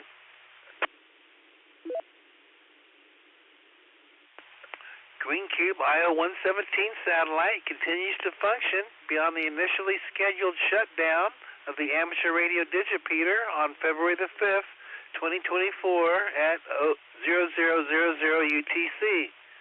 There have been no recent developments regarding the fate of this widely used satellite since AMSAT Italia's announcement on February the 2nd that the Italian Space Agency and everyone on the TechNet, I had to go look it up, but it was September 2019. I'm a relatively new guy, so I'm liking it. And the CRW are my initials, so that's a vanity call. 73, back to net, W8CRW.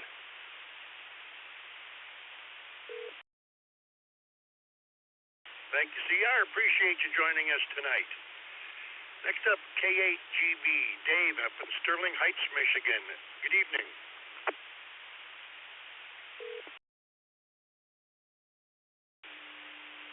Good evening to the net from K8GB. And my anniversary date's coming up in 11 days. First licensed in February 24th, 1970. Is WN8GBK, Golf Bravo Kilo, novice calls back then. And 6 months ago, when K Golf Bravo came up for availability on Vanity, I just decided, what the heck, I decided to grab it since it was similar to my very original call. So, 11 days, it'll be 54 years, so I'll represent the old timers on the net tonight. So back to you. Have a good evening from K8GB.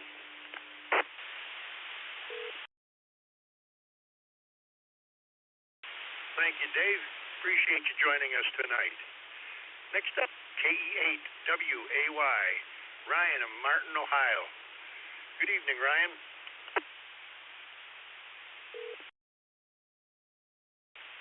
Good evening, Scott. Good evening, everybody on the net. As far as how long I've been licensed, just over a year, November 2022. So I'm in that group of still pretty new ham myself and enjoying every minute of it. 7-3, everybody, back to net. KE8WAY.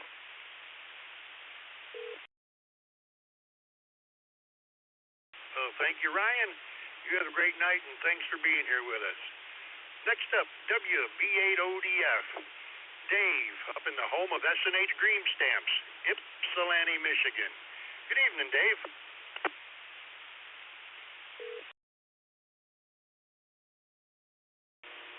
Well, good evening, Scott, and everybody on the net.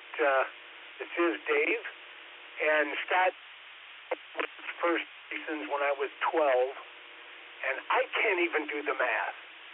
That was 1969, and I was dubbed WN8ODF. So, yeah, I ran down, checked my mail. The mail was here. I just got everything set back up.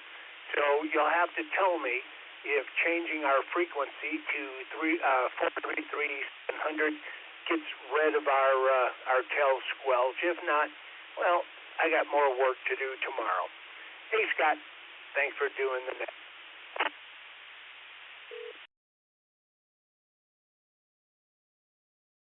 Well, thanks for joining us.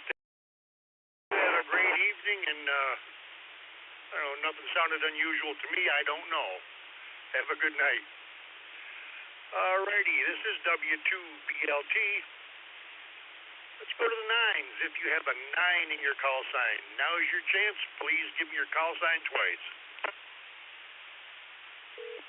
WB9, Sierra Hotel, Whiskey Bravo 9, Sierra Hotel, Sam. Again.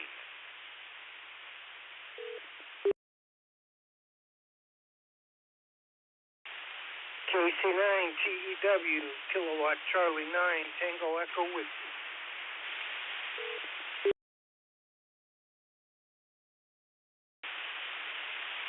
This is 9Y4DX, 9 Yankee 4, Delta X-ray, Wilson.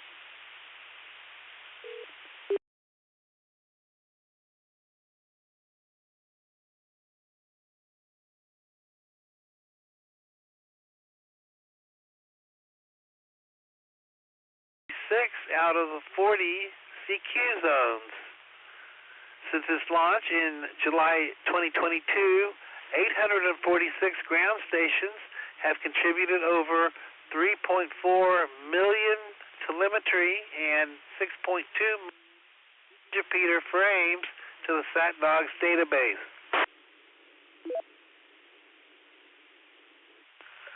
The top 5 contributors to the database in terms of total submissions are Doug Papai, KADP, with 1.1 million submissions, Dave Webb, KB1PVH, with 734,000 submissions, Dave Fisher, KG0D, with 576,000 submissions, Shigi Nasu, JH8FIH, with 507,000 submissions, and Jacob Mall III, N8JCM, with 498,000 submissions.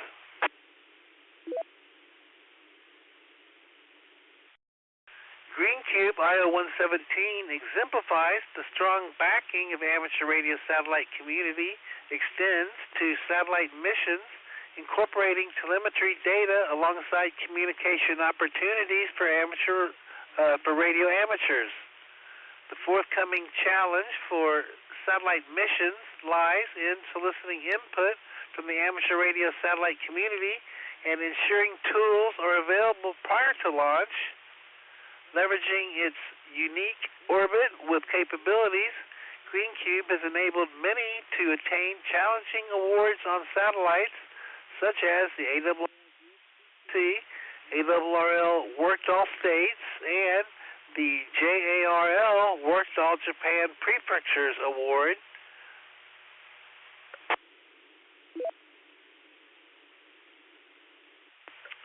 AMSAT, alongside thousands of amateur radio operators, remains steadfast in their support for the GreenCube mission with hopes for its sustained success in the future. And we want to thank Doug Papai, KADP, Peter Goodall, 2M0SQL, and Karsten Groen, OZ9AAR for that information.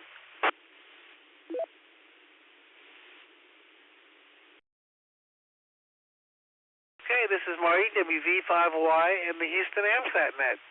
Let's see, we're a little bit past, quarter past the hour here, but we're going to take a standby, and we're going to take a look around and see who we've got checking in by some of our other means here.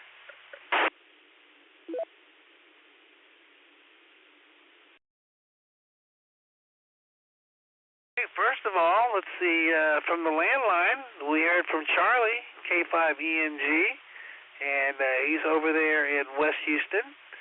So we appreciate Charlie calling, checking in. Had a good talk with him today there before the net. So appreciate that. And then we heard from Andrew, KC5LWY, and he's down there in Galveston. And, of course, when you live in Galveston on the Strand, you might just decide to go out and do a little bit of a participation in Mardi Gras. So that sounds like that's what they're doing. So I hope they're having a fun time out there this evening.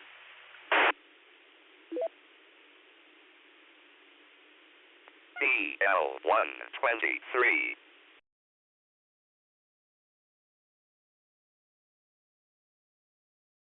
Monday and today, Tuesday. Well, with respect to my license, I got my amateur radio license in 1998. So that's it for me, just about 26 years ago. Back to you, Net Control. And by the way, it was in February I got it. Back to you, Net Control. Scott, W2BLT. This is 9Y4 here. Last week of the month, then switch back to analog after a week for more information. If I'd have known there was a carnival, I'd have tried to head your way. Nothing like a good carnival. You have a great evening, and always a pleasure. This is W2BLT.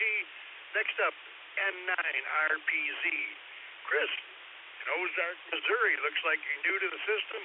Welcome, and how long have you been licensed?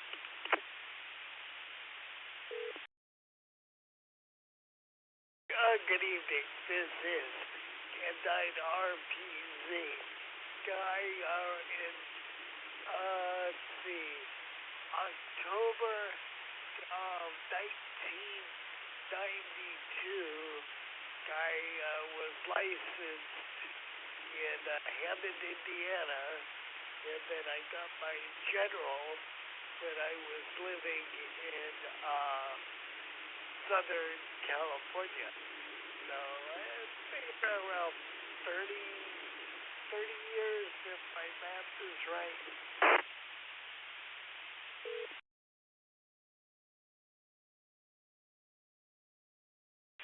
All right, 30 years it is. Thanks for joining us, Chris, and don't be a stranger. We're here every Tuesday night, 8 o'clock Eastern Time.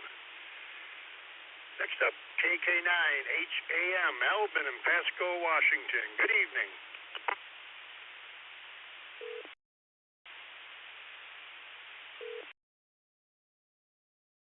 Yeah, good evening, Scott. And by golly, I cannot hold a candle to some of your old-timers. I have been licensed a whopping 4 years. Yep, I'm still wet behind my ears. KK9AM.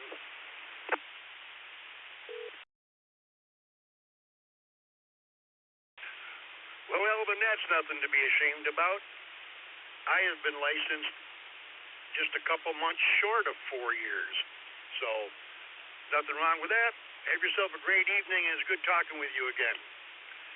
Okay, let's go to the zeros. If you have a zero in your call sign, and we have one via the text line. We have AJ0EF, Joe in West Seneca, New York, came in via the text line. Who else do we have out there with a zero in your... Please come now.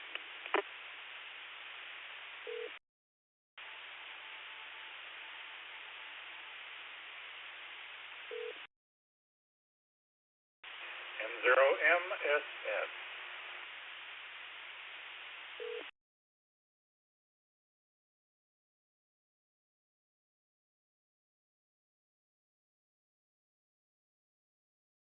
Alrighty, recognizing N0 MSS Ross up in Wapaton, North Dakota.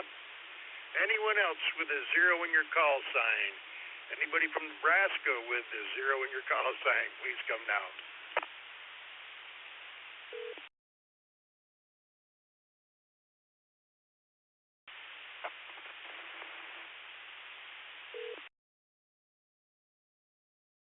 Alrighty, with nothing heard, before I run these two, let's take the ones.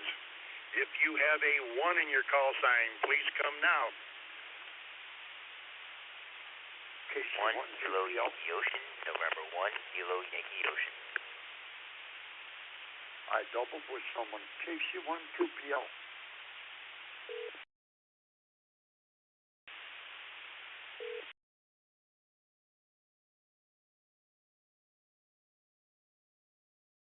ZVI, the JAXA Ham Radio Club, the JHRC, recently obtained a radio station license from Japan for the Lunar Rover LEV-1, designated JS-1YMG, marking a historic moment as the first amateur radio station on the moon. This milestone achievement Japan's SLIM lunar mission, which saw the deployment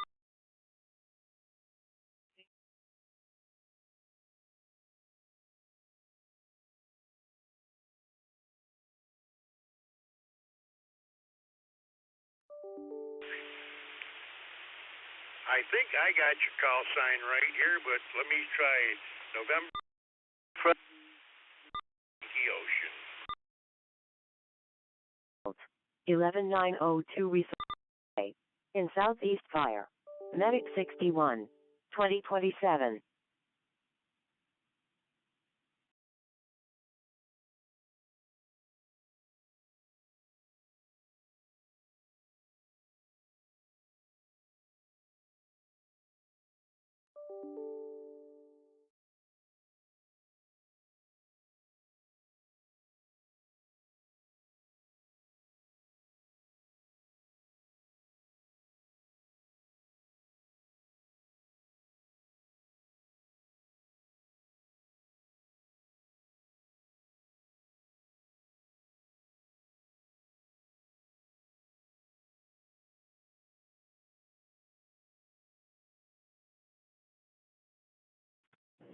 Medic 61, column 1 route.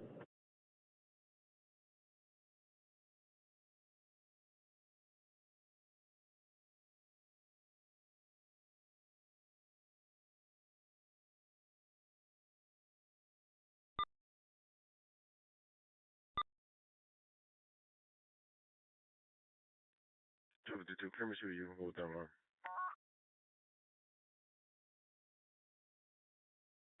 20525 Holsworth from a local alarm, reference 671 at 2029. 4 Tom 35, hold the traffic. Tom 35, that's clear. All unit channels held. Emergency traffic only for Tom 35. Tom 35, what do you have? Vehicle's not stopping. Pulling into an apartment complex. North End Veterans, northbound. Champion Townhomes on the green. Tom 33, show me a route. Tom 35, that's clear. Vehicle description? A white Chevy Trans. Stopped at the gate.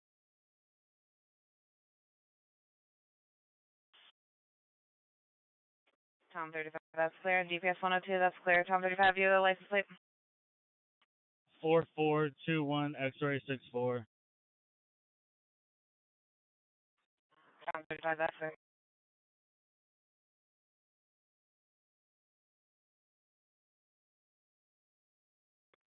Charleston. Channel is held. Emergency traffic only. One ring of the car stopped and people are still in the car. That's clear. Vehicle's pulled over. She's getting out the car now. Alright, keep us advised.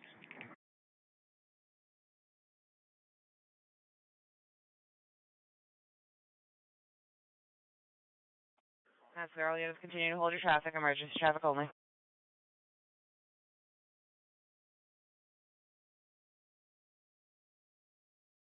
See if there's a central, south central unit can see this poster. 109, that's clear. Charles 76 is en route. 4, Tom 35. You can release the channel. I'm under control. Also have 109 en route. Tom 35, that's clear. 109, are you clear? Yeah, I'm en route. DPS 102, we're back to service. DPS 102, you're clear. All unit channels released. Resume normal traffic. 2031.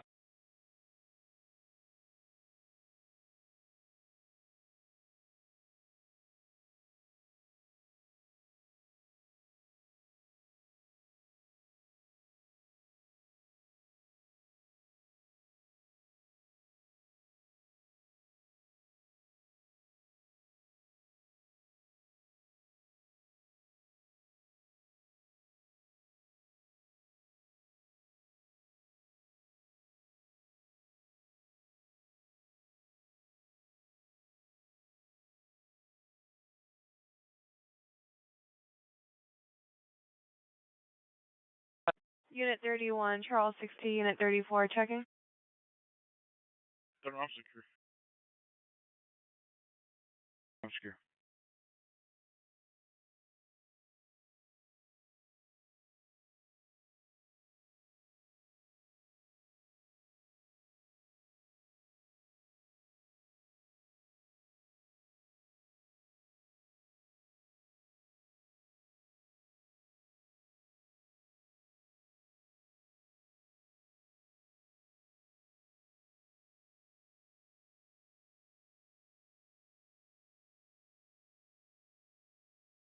Charles 10, channel clear. Channel's clear. Charles 10, vehicles being removed from the roadway. Can you change my nature code to abandoned vehicle, please? That's clear. Okay, 107, send them out.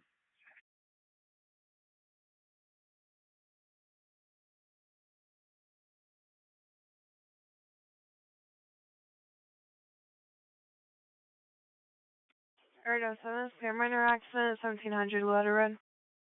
Series 42 vehicle accident, no EMS is needed, gray Nissan van versus a white pickup. Reference 504 at 2033. Tom 43, no more records. Tom 43 is clear, attention records, no more records. 200 North of Houston Parkway East, no more records.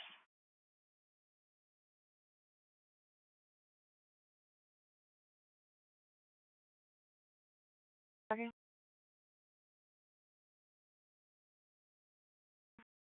Are you shot under control? Charles 37 is clear.